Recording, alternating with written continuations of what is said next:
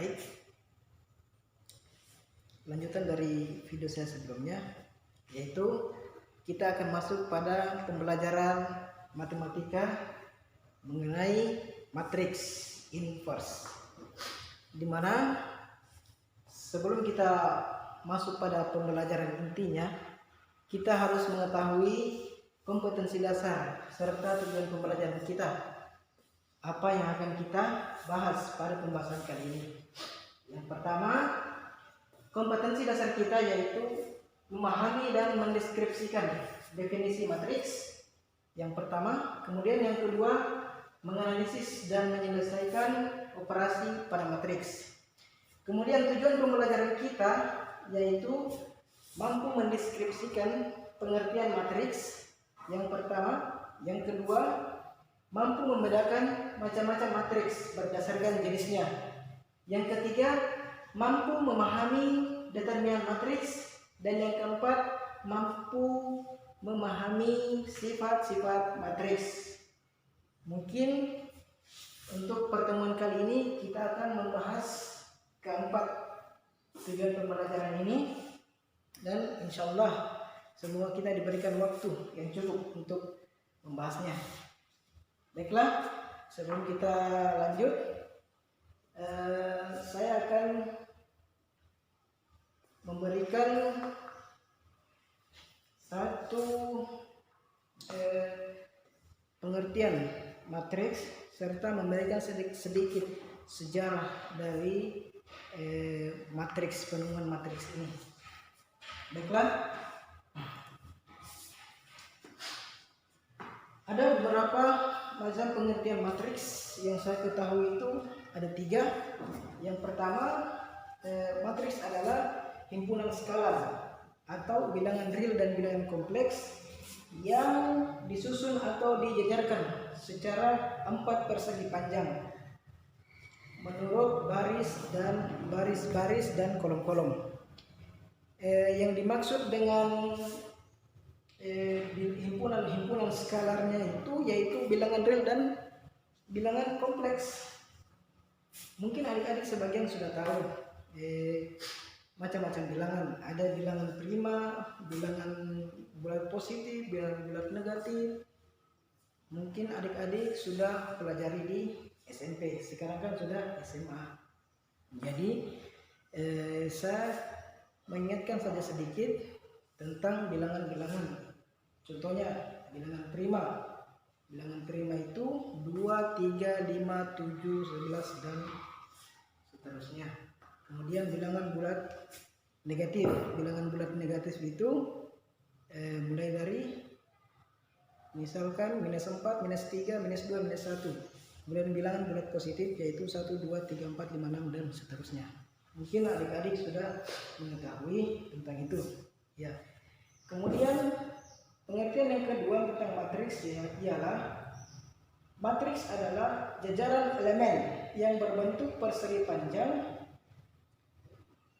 Jajaran elemen yang berbentuk persegi panjang yang berupa bilangan-bilangan yang seperti saya sebutkan tadi, bilangan real, kompleks dan lain sebagainya. Kemudian yang ketiga yaitu matriks adalah suatu himpunan kuantitas-kuantitas disusun dalam bentuk persegi panjang yang memuat baris-baris dan kolom-kolom. Maksudnya kuantitas-kuantitas itu yaitu elemen-elemen yang ada di dalam matriks tersebut. Itu pengertian matriks. Kemudian selanjutnya kita masuk pada notasi matriks. Dalam penulisan notasi matriks itu berbagai macam. Ada yang buka kurung seperti ini, ada yang begini,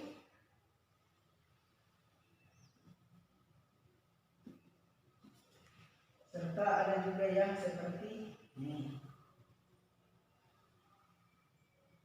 Maaf ya, tulisan saya kurang rapi. Seperti ini, kurang lebih seperti ini penulisan notasi pada matriks.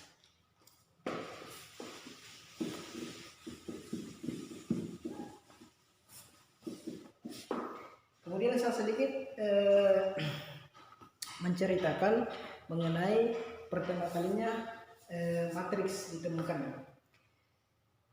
Orang yang pertama kali menemukan rumus matriks ini bernama Arthur Cayley. Arthur Cayley.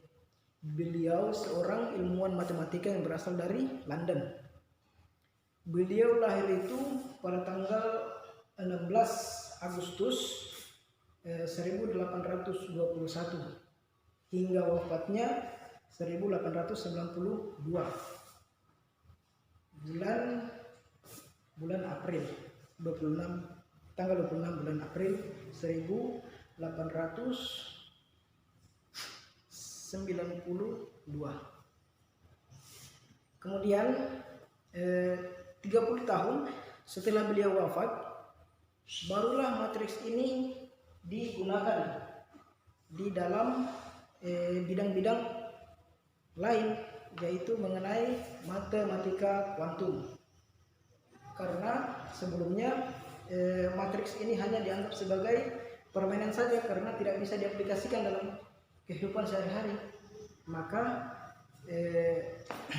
pada tahun 1920-an itu barulah matriks ini digunakan di dalam dunia mekanika dan bidang-bidang lainnya. Kemudian selanjutnya kita masuk pada jenis-jenis matriks. Jenis-jenis matriks.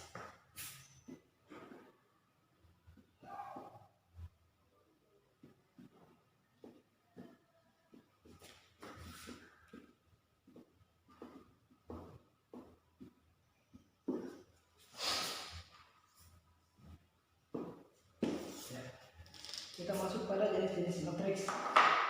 Dalam jenis-jenis matriks itu terbagi 3.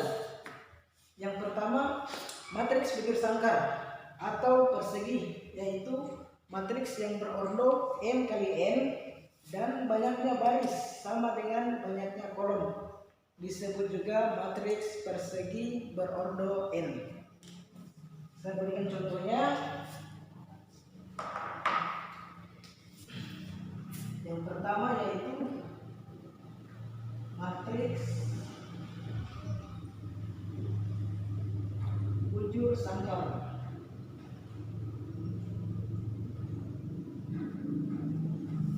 Matriks bujur sangkar, contohnya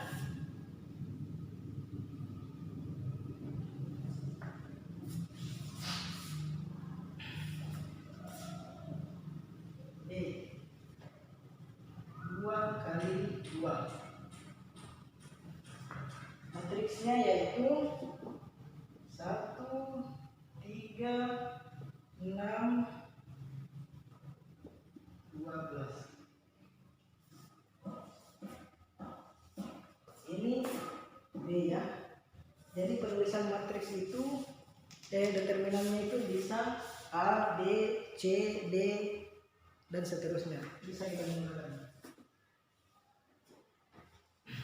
Ini contoh dari matriks bujur sangkar, di mana kita ketahui 1 dan 12 ini adalah diagonal utama D.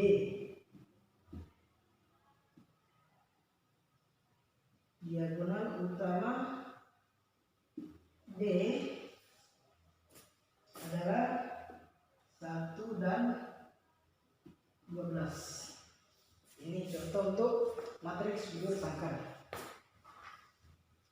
Diagonal utama